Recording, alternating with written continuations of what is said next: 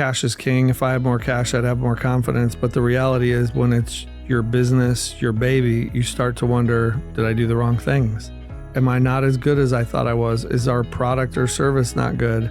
Are we fighting an uphill battle that we can't win? Do I throw in the top? Your mind just races with negative possibility because nothing appears easy in front of you. Welcome to Scare Confident. I'm your host, Tiffany Sauder. Building a business isn't just about strategy and skill. It's also about navigating your own inner voice and, in seasons, the intense uncertainty of having no financial safety net. I remember that wait while I was pregnant with our second daughter. The business was unpredictable, my confidence was shaken, and I was asking myself, am I even cut out for this? Today, I'm talking to Brian Kavicky, someone who helped me find answers when I didn't have any. We're diving into the realities of growing a business under pressure, how to build confidence even when revenue isn't flowing, and what it takes to get control over all of that uncertainty. This is another episode in our partnership with Lucian, and I hope that you enjoyed this conversation as much as I enjoyed having it with Brian. Listen in. I remember the first time that I met you. I was pregnant with our second daughter, and I was in a place that was like pretty defensive, I would say. When we met, it was like, I don't know, you're trying to sell me stuff. I don't have any money. I'm not in a position in my relationship with you to tell you that.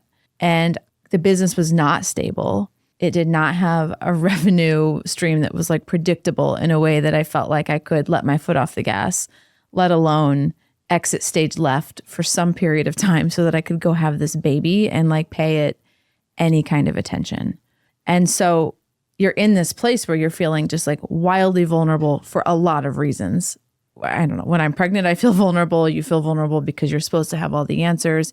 You're looking at your employees every single day and you feel like you're supposed to be taking care of them. And like you think there's going to be enough there, but you don't really know. And so resting in this confidence that I know what I'm doing, there's going to be enough revenue is like not a place that I was at. And so I think we want to talk a little bit about that today. Like what happens when there's not revenue in a business and the domino effect of confidence and competence and ideas and this like adage that cash is king and you don't have any and you can't tell anybody that.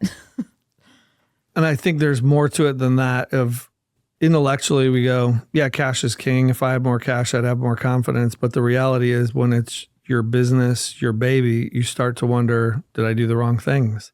Am I not as good as I thought I was? Is our product or service not good? Are we fighting an uphill battle that we can't win? Do I throw in the top? Like your mind just races with negative possibility because nothing appears easy in front of you. When you're in that place, where do you start? When something feels hard, it's typically because you don't have a skill or you don't have an ability that you need.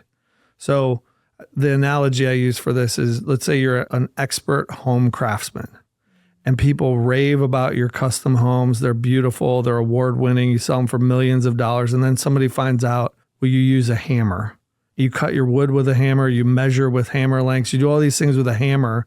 You may be getting good outcomes, but the skill isn't exposed until somebody stretches that and says, now I need you to build a commercial building. You're like, whoa, steel? I can't use steel with a hammer. And so when somebody says, well, how about if I give you a saw? And you're like, oh, it's not so hard anymore. So a lot of times we misinterpret difficulty as I can't do something or it will never work, as opposed to, this is just a skill that I don't have that I thought I did, but it's been stretched as far as I could take it.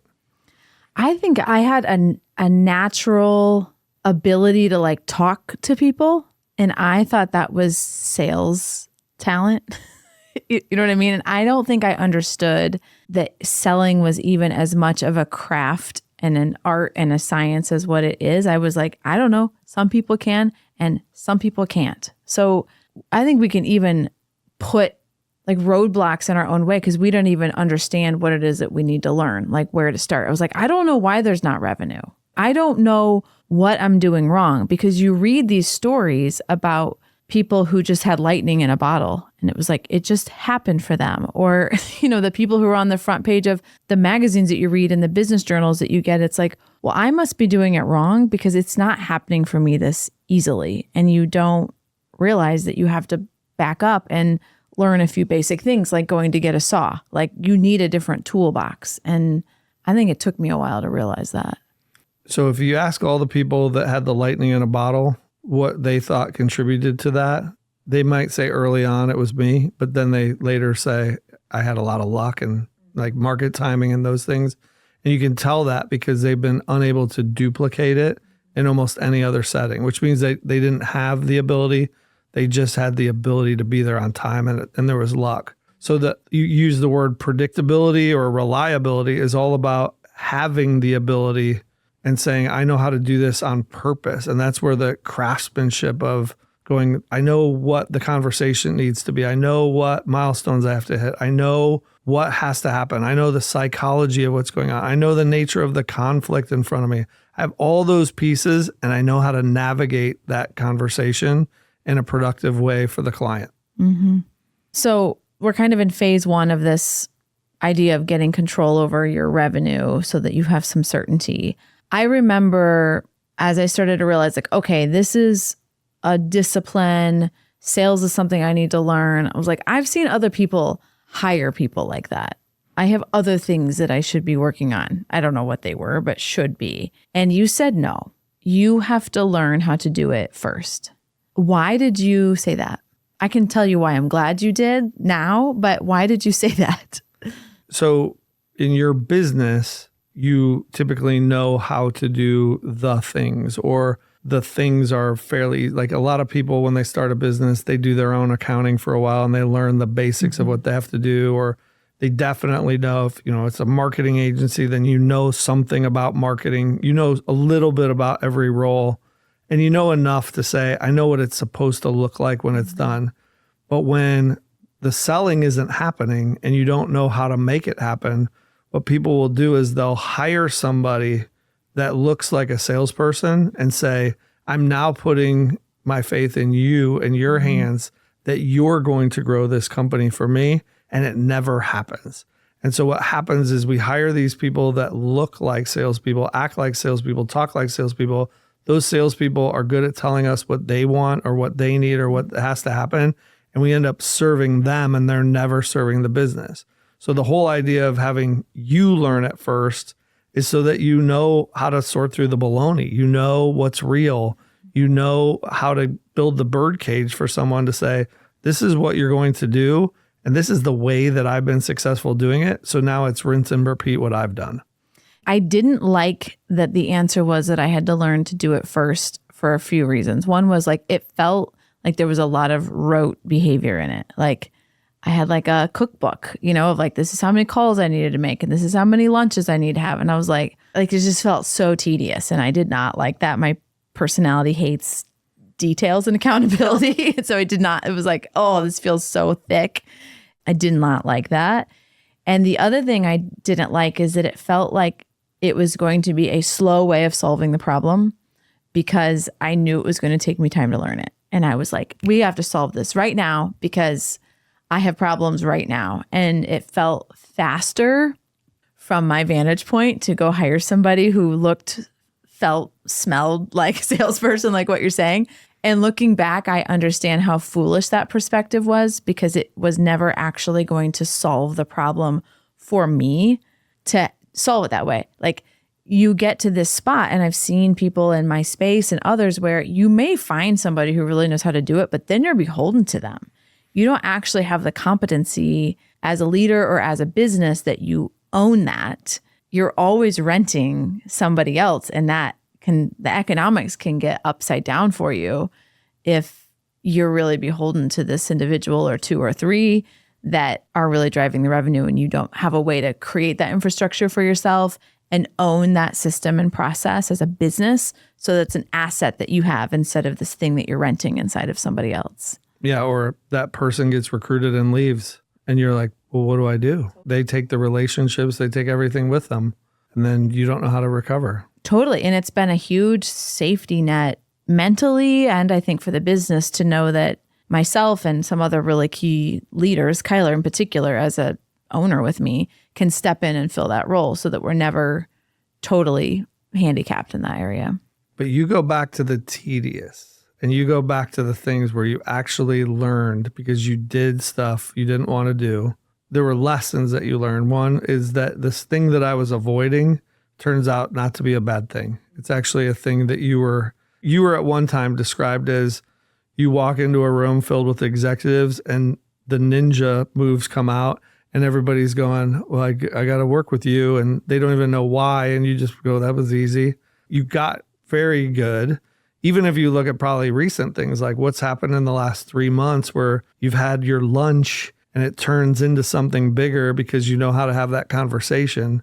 All of that stuff is now the realization of, oh, I have a skill set that I had to build that gives me freedom and flexibility in how I engage with people and other business owners and all the relationships that I touch that you didn't have before. When I go to campuses and stuff now and say what's my advice to my younger self, one of the 6 things is learn how to sell because it gives you control. You have control, or not, and I don't mean you're controlling other people, but you control outcomes in your life. You control the opportunities in your life. I just read this silly leadership book by 50 Cent. Judge if you like. It's a long blog post, and he says nobody's going to believe you have more value than you believe yourself. You're never going to get paid. You're never going to get a contract that's bigger than what you think you're worth. And I think knowing how to sell for me has made me know that the number I can put on my contract, so to speak, he's talking about in music and stuff, is higher than if I wouldn't know how to do that, because it's a really important skill in business. So that's kind of phase 1. If you're in a world where revenue is not something that you feel like you can depend on, phase 1 is that you have got to learn how to do that as, I don't know, I'm in a small business environment. So as the principal owner, it was important for me. What if somebody's in a more complex organization, they're a VP of inside of a bigger company? What does it look like inside of that environment to sort of learn how to sell as the owner, or the sort of base starting point? So phase 1 is I need to individually know how to navigate a conversation. And that conversation, it doesn't change whether I'm in with a peer in an internal meeting or with a client or a potential customer, that you are able to take that and say, I know how to control that an outcome occurs as opposed to not. I think the second phase is that people get good at that and they notice how skilled they are and people gravitate to them, or they get promoted, or they say, wow, my bandwidth is so full, I have to add a person. And now I know what to do. I can add a salesperson, or I have a team that I'm now in charge of. And all of a sudden, the skills do not transfer to the team. So I can't get my team to do it like I am. I can't get my team to understand. I can't find the right person, all those things. And that becomes a different problem, which is the ability to transfer skill set. Because what most people do to transfer their skill set is to tell people what to do, or say things like, well, this is how I do it. And that's not helpful to somebody to take that skill set because they're not you. And so learning to transfer and learning to talk about things and educate in an empowering way to other people so that they understand the why is the next phase. What a person needs to gain a skill set is to watch or understand the patterns that you have, how you set things up, how you make it predictable, and then understand the whys. Because the whys are what help people with curveballs. So you could give somebody a script, which is not going to be effective in how people experience that person, but that script says, do it my way. There's no whys. So if somebody doesn't respond to the script like the script says, they're going to get all stuck and freeze. But if you say, this is why we're doing these things, and this is what is happening, and these are the things that are at stake, and this is how people hear this, and all those things, they go, oh, it makes sense. And then for them, they go, now I get it because I can be me in this, because I understand the whys of me and why I would do that. So now I understand your why. Yeah, because when we were moving from me being the primary salesperson to hiring a salesperson, we had very different backgrounds, vantage points, life experiences. I was able to say, yeah, well, in my own business, when I'm making financial decisions on marketing, this is the way I think about it. Like I had the title and the experience to say that. And then I'm hiring a salesperson. It's like, they're not making those decisions. They're not in that same place. And so figuring out how to be able to make space for that handoff, I think was a big deal. I basically just had Joe at Element 3, like follow me around for like a year. I think you told me like, just never, like literally never be in a room by yourself. That is what you need to do, and allow there to be an intense amount of exposure for him to like the conversations to like, there's variance of the same thing, but it's not variable. Does that make sense? There's like variance, but not variable. Yeah, it's the same repeatable things, but very different context. And for the confidence for him comes in seeing what you saw, which is I'm having the same conversation over and over, even though it doesn't look or feel that way, and it's still a good experience for them. And they don't even know it. And that time to debrief, this is what was different. Did you see I handled it the same way I did every time? Do you see what the effect was on them? That ability to debrief and teach, this is what happened and this is what I intended to happen. That's where that feeling of control comes from. Yeah. And I would say the other thing we did was giving him small slices of the process in my sales cycle instead of us working congruently, where he had a pipeline, I had a pipeline, as we were working the same things, and he was taking increasingly larger slivers of the process so that we were working in the same work stream. So that's part of the handoff process as well. Yep. But if you're growing a sales team and you need to be able to have, a sales org of 10 reps that are out in the marketplace scaling this, how does that work? Because not everybody can be working on the same deal flow. How does the transfer of knowledge look in that environment versus in my world at Element 3? So there's two things that fix that problem. One is that there's a method that people can personalize and make their own. And then second, that they're following a process. So think of it as I have a system and I have a process. The system is like the digestive system, the process, the digestive process. And to make your digestion work, it has to be both. And when you give it to them that way of, these are your milestones, these are the things that need to occur, and this is the order that some of those things need to occur in, they go, oh, and when they see that those things are successful, it causes them to do it again. Because people will do things again and again and again as long as it works. It's when it doesn't work that they go, well, this doesn't work, and I'm going to throw it out and I'll do it my own way. And that's when you have a disjointed team. It's not that they're not all wrong, it's that they don't see it work. Hey there, podcast listeners. It is no exaggeration to say that the work my companies and I have done with Brian and his team at Lucian have been absolutely game-changing. I would not be where I am today without their experience and guidance. If you're struggling to grow your business, your profits, or grow your people, or maybe your business is growing, but it just isn't getting you personally to where you want to be, you have got to schedule time. Give Brian 1 hour of your life, and I promise that you will see the way forward a little bit more clearly.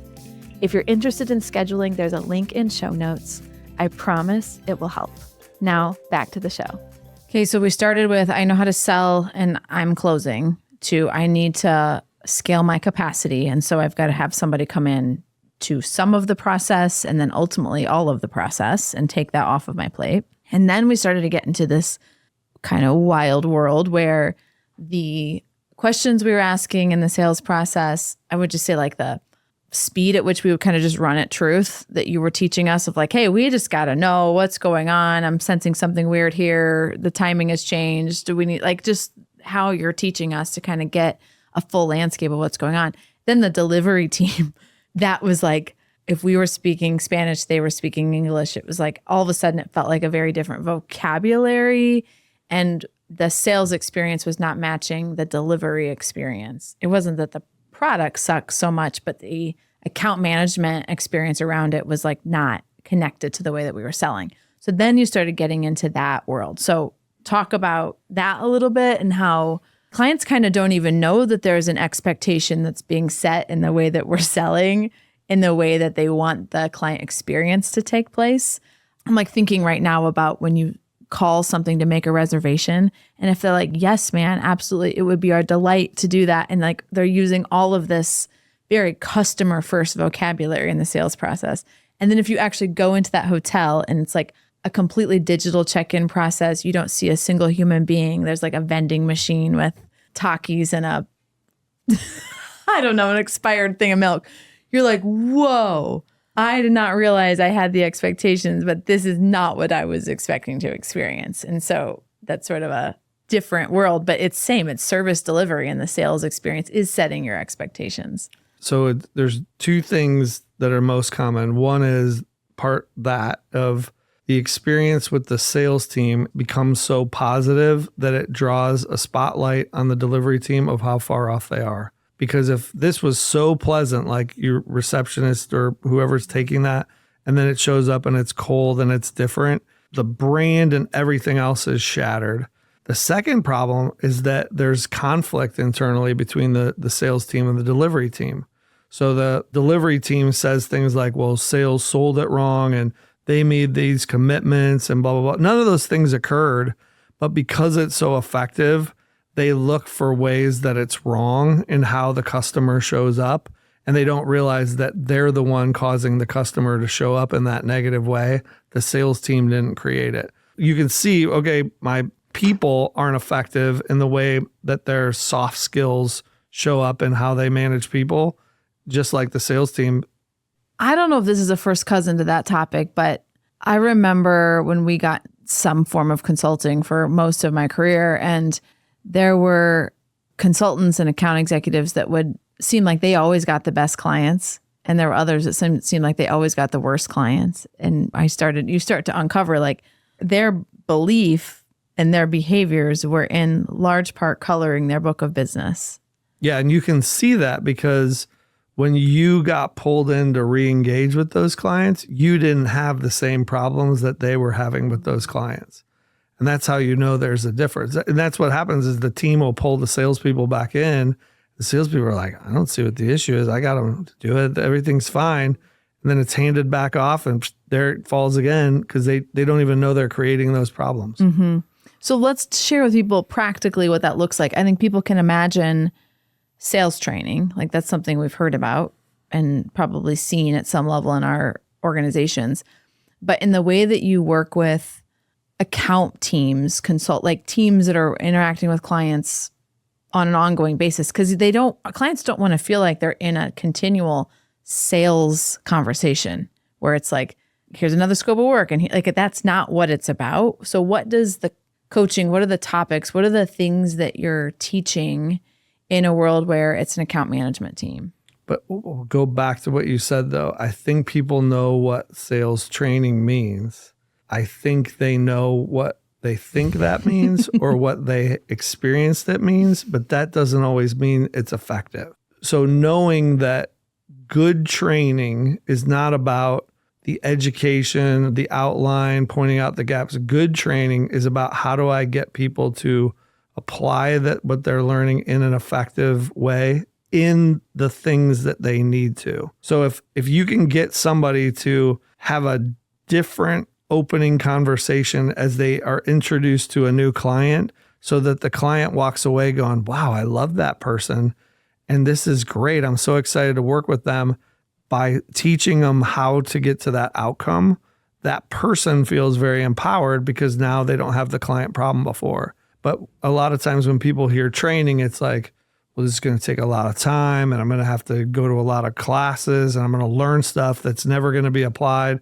And it's a waste. It's all about how do we actionalize or implement. So for non-selling people, it's not sales training. It's not any different or the same. It's that they're learning to decode human behavior. They're learning to manage conflict. They're learning to set expectations correctly. They're learning to navigate decision-making and deadline. But it's all the same as a salesperson, but they wouldn't ever sign up for sales training because they think sales is yucky. I don't want to learn how to do yucky things. And the yuckiness comes from people who are ineffective, not strong. That's so true. I found that as I started stepping more into this like sales arena, everything got more interesting because I got a chance to get like next level curious. Like, why is that important to you? Why would you even do this? Why do anything at all? Like, why would you take the time to implement this? Like, that looks really hard. Like, you just start to be able to like the more honest questions on my mind instead of feeling like I'm managing this sales process. I need to get this deal. Yeah, those were no longer moves for you. Totally. It was genuine curiosity, because part of it is you had the permission and the space to do that because you were in control of the rest of the conversation. So now you can just be yourself and go, I want to ask this question because I really want to know. And I need to know this in order to help them better. And when you are in a need, you are selfish. And your selfishness shows up everywhere else in how you interact with people. And when you get away from the selfishness of, I need this piece of business, I need this revenue, I need this conversation to go well, and you can just be yourself because you're not so outcome dependent, that is actually where you perform at your top. I had a conversation last week. There was a group that came in to meet with me because they are trying to figure out some growth and some things and had some marketing questions. And this individual, I'm trying to like protect the innocent here, was like sharing with me some of their concerns. And in it, their like biases were just bleeding through the vocabulary that they were using. You know how you can like start to feel like, oh my word, you've already decided what is going to work and what's not going to work. And I said to this person, this room needs to be the very last time you ever say those words. And let me explain to you why. Because your openness to anything other than that answer is completely zero so long as you allow that phrase to fly through your head. And she was like startled. And I was like, what I've learned in working with you gave me the courage to be like, you can hate me after this if you want to. I'm totally fine with that. But the best thing I can do for you is to point out for you that you're acting like you have questions, but there's such heavy bias in your vocabulary that you are not actually asking real questions. But there's an important lesson there because you just said it. The most important thing I can do for you. You weren't worried about yourself.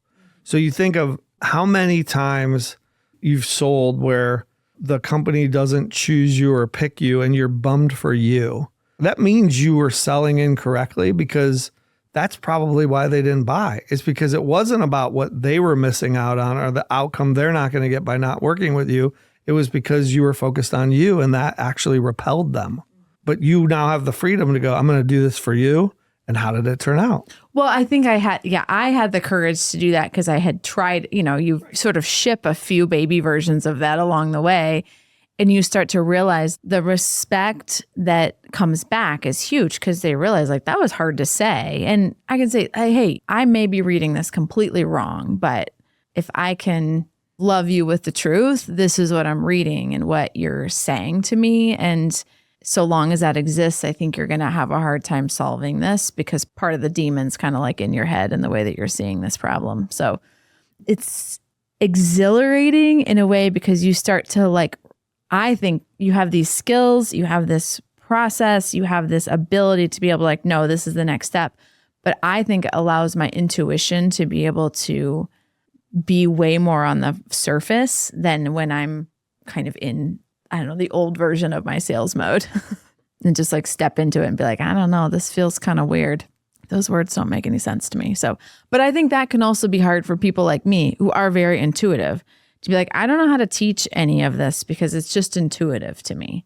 And so how do you get people to listen for those places of incongruence? How do you teach that? It's not that they don't hear it. It's what are they listening for?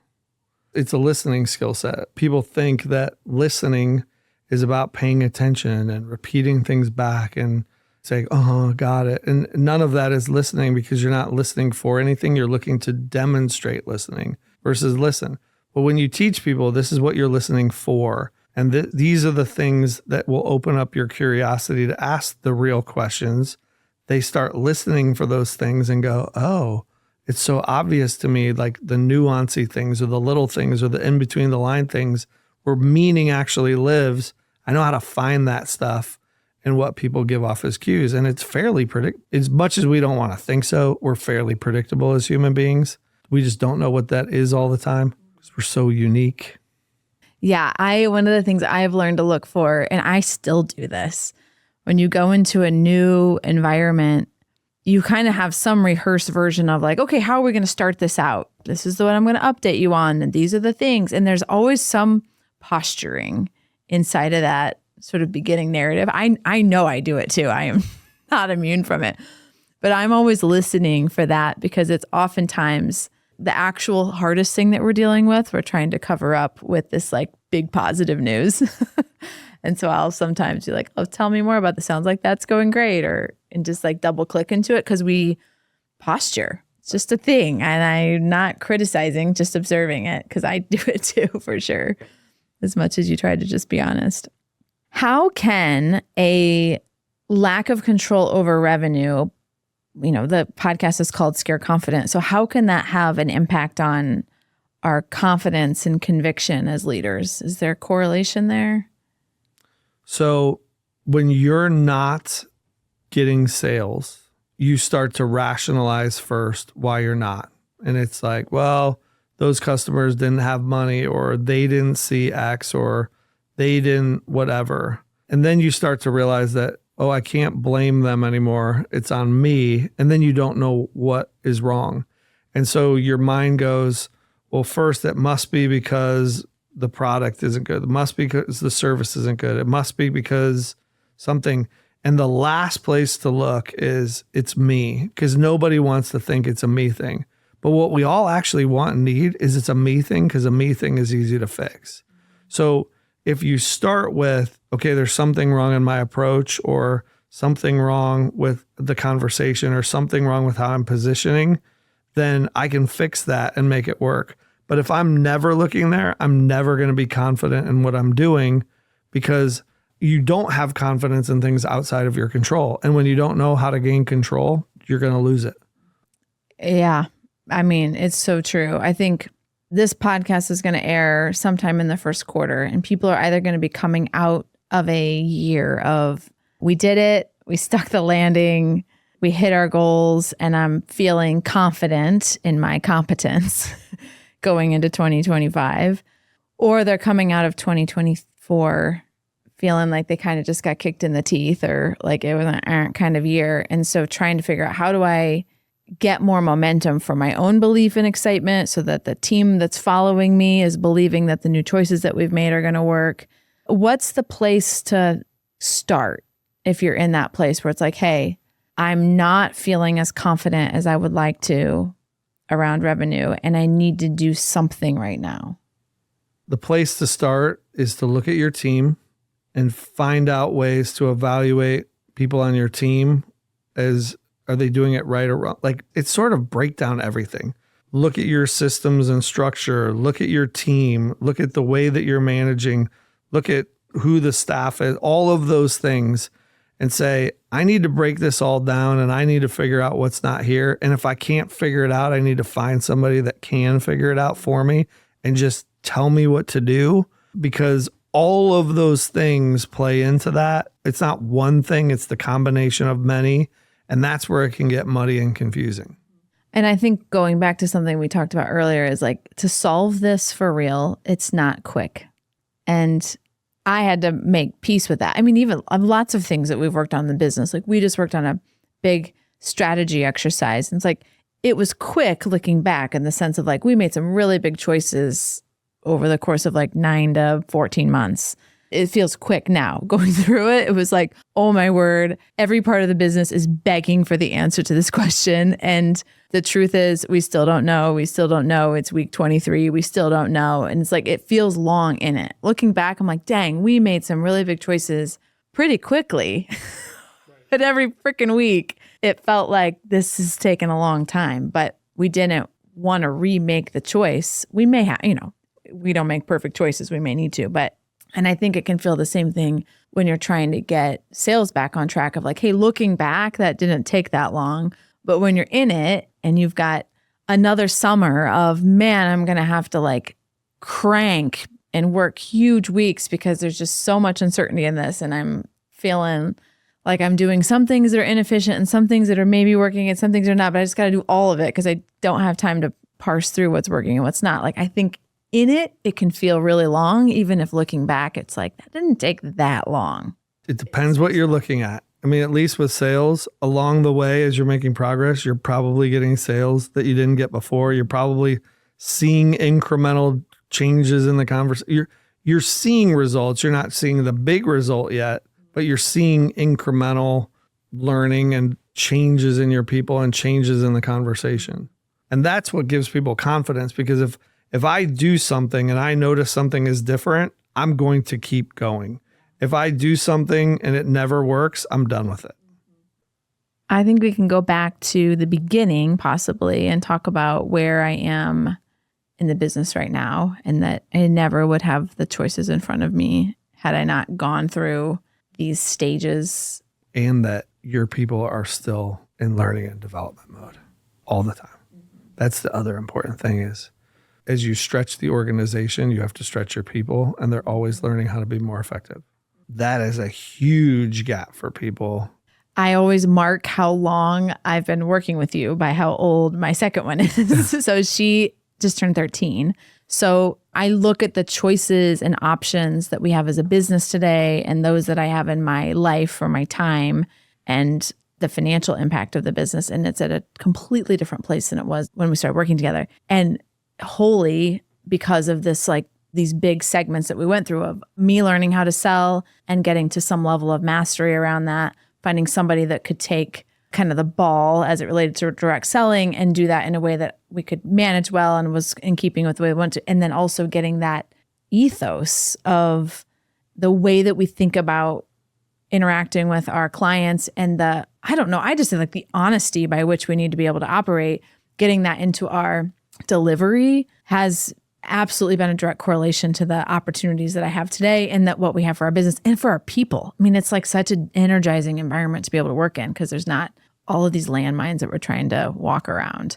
And still there in training. As our clients get bigger and more complex, as we push growth and new levels into the business, like our people have to keep leveling up. And I honestly think it's a huge piece of our retention too, because they know that we're investing in them every week, every month in training. So anything I guess you'd add as people are listening and maybe at a place where I got to get some confidence back in my revenue?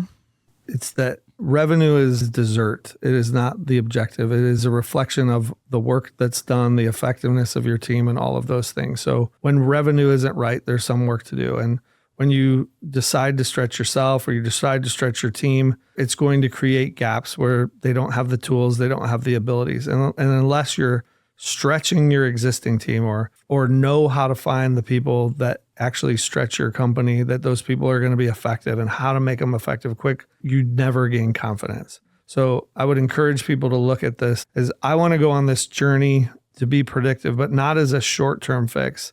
There are short-term fixes and you can get a lot turned around very quickly, but to look at this as I want a culture where my people grow, my people learn to be better with each other, my people learn to be better and more effective with people, whether it's a selling conversation, taking care of clients, or honestly having a better conversation with their family. I need my people to be that and be committed to that, because otherwise you're just always going to fight turnover. You're always going to fight ineffective, always frustration. You guys know I trust Brian and all of the businesses that I'm a part of with him and his team at Lucian. So if you're at a place where this is like problem number one for you, I would really encourage you to pick up the phone. Brian will give you an hour of his time, and you never know, he might be able to help you solve your biggest problem. So give him a call. Brian, thanks for coming. Thanks. Thank you for joining me on another episode of Scared Confident. Until next time, keep telling fear, you will not decide what happens in my life. I will.